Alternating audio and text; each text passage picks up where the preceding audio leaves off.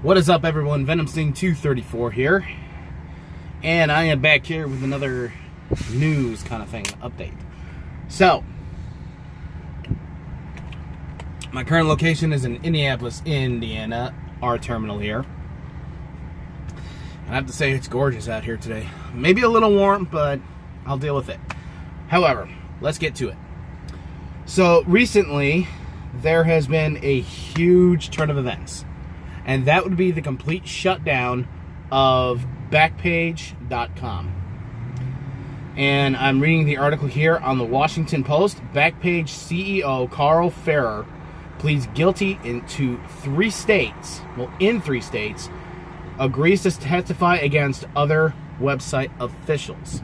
So he's trying to get a deal out of this whole thing. Now, the picture that's on here states Backpage.com and affiliated websites have been seized, and I love it. Now, as the article states, Carl Ferrer, the chief executive of Backpage.com, whose name was conspicuously absent from whatever it is, of 7 other Backpage officials, unsealed Monday, has pled guilty in state courts in California, Texas, and federal court in Arizona to charges of money laundering and conspiracy to facilitate prostitution. There it is. In addition, he agreed to testify against the men who co-funded Backpage with him, Michael Lacey and James Larkin, who remained in jail Thursday in Arizona on facilitation prostitution charges. Backpage, in addition to hosting thinly veiled ads for prostitution since 2004, was accused of hosting child sex trafficking ads on its site and even assisting advertisers in wording their copies so they didn't overly declare that sex was for sale. Federal investigators allege. In a remarkable 3-paragraph admission in his federal plea agreement, Ferrer wrote that I conspired with other Backpage principals to find ways to knowingly facilitate the state law prostitution crimes being committed by Backpage's customers. Okay. My whole spiel on this is that I'm very glad that finally this website has been targeted and shut down. For years, this website has knowingly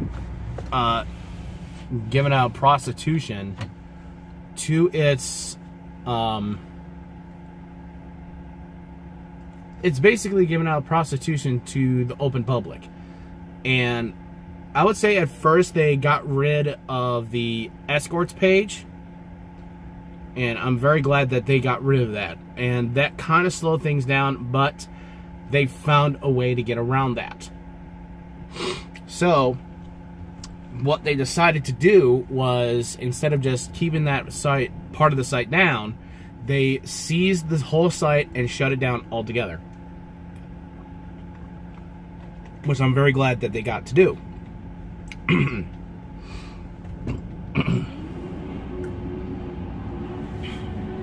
But more importantly, I'm glad that they were able to carry this out and shut down the child prostitution area. Now, I've got that covered basically. Now, I want to go into the most recent thing I've gotten through was my latest video, which was about the Deerfield, Illinois gun seizure. Let me turn down the volume so I don't have any surprises. And I must say, I'm very pleased. I've had numerous likes, a very good amount, and a lot of views. And I had to say, guys, thank you so much for viewing in on this. And I also want to make this not only about the Backpage shutdown, but also I want to do a follow-up on this. Now, I've had numerous, well, not numerous, a good amount of responses, such as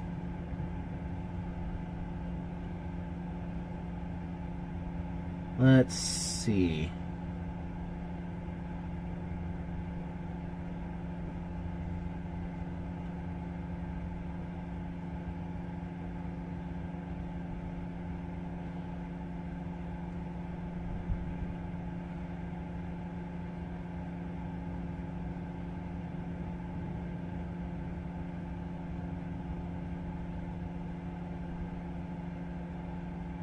I mean, there's a good amount of this stuff in here, and it's very difficult to choose. I had a very good conversation with Mike the Stand, who gave the comment. Where is he? There we go. As he says, define in-law assault rifle. It is a nasty, scary, military-looking rifle. A point I keep in mind is well-regulated militia, as in quotes, that is organized or prepared against military or police weapons. A flintlock is totally unprepared, so to be prepared to defend against a tyrannical government is to be as well equipped as in every way. Also, shall not be infringed. Why is nobody standing up and shouting about that? Very simple. And I made the response because the media wants to condemn those who do. It's all about being politically correct in the world of the Democrats and liberals to not offend the little cupcakes. Here's what I mean about that. We definitely live in a world, well, in America, where you cannot do a damn thing without offending someone in some way. Like it is said when it comes to someone like Scott Hogg. He is going off on a spiel where he is calling every person who speaks against him who is a pro-Second Amendment supporter, and they are. And also, he condemns those who disagree with him. There's one simple fact about this. In this world, you cannot expect to speak your mind and not to expect someone to go against you. And I'm probably guessing that's what a lot of these kids are expecting. They want to say their piece without anyone going against them. And if they do, they label them haters, or whatever you want to call it. Here's the thing. Like I said in the last video, what they went through was horrible, and it shouldn't happen again. But for you want to go out there and go against everybody that is pro-Second Amendment and the NRA, the one thing I always say to anyone who is liberal or Democrat who is anti-gun, do not go after the majority of us who is part of the NRA, had nothing to do with whatever happened. Sorry about that. And to not go after the NRA, as you call them, is nothing more than propaganda speakers that wants to arm Americans who... It does amaze me, and I can't even put it into words. But if you want to blame someone, blame the mental health system for not doing their job, and blame the gun background check for not being the way it should be, and it's targeting the mental health area. I always say, do not attack gun shows. Do not attack the NRA. Do not attack law-obeying citizens. And for some people I know that say, oh, we want to regulate guns, ban certain rifles, ban this, ban that, but we're not coming for your guns. I call that absolute bull. And there is plenty of people out there that say that the only way to really fix this is to repeal the Second Amendment over my dead body. And I've had plenty of conversations with other drivers in here at the terminal that I'm at that say the same thing. You should not repeal the Second Amendment, because I guarantee you, not everybody is going to give that up very easily and willingly. As American citizens, we cannot have it. There is no way we can risk a second civil war and everything like that. The basic notion is to further facilitate out there as far as making the background check better, having the mental health system take responsibility. And I think that's another big reason that we have all these problems, is because not everybody's taking responsibility. There's a shootout that happened. Oh, blame the guns. And it just amazes me. But I'll have more on this later on as we go along.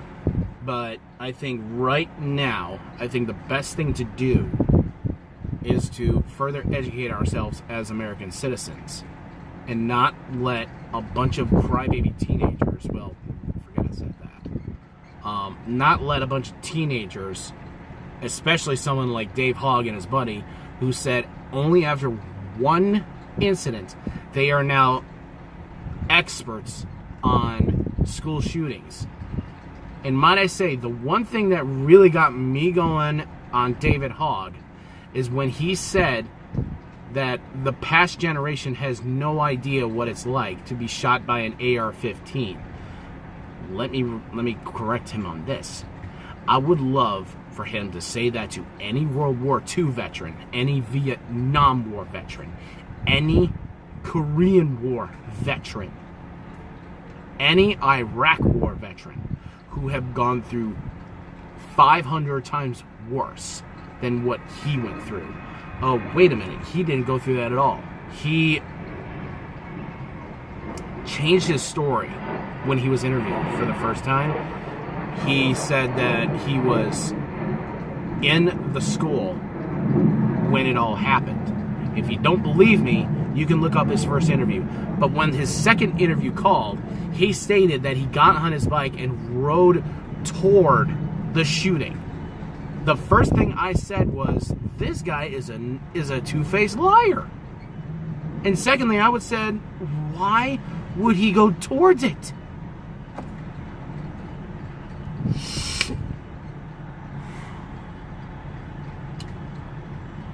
It just amazes me that not only was he a liar, but he's spewing all this bull on for us to how to live our lives. And I'll cover that later. Now, if you do enjoy my videos, I will say like, subscribe, favorite, share, the whole 9 yards. I will also be doing sports updates if I can find the time. Right now, I'll give you a little example of what I've been thinking of doing. So, for all my friends in Chicago and everything like that, today is Friday the 13th. But as of Friday the 13th, 15:18 Indianapolis time, or 12, 13, 14, 3, 18 at this time. In the Major League Baseball, on the bottom of the third, we are the Atlanta Braves and the Chicago Cubs are tied still. Let's see. As the record stands on both sides.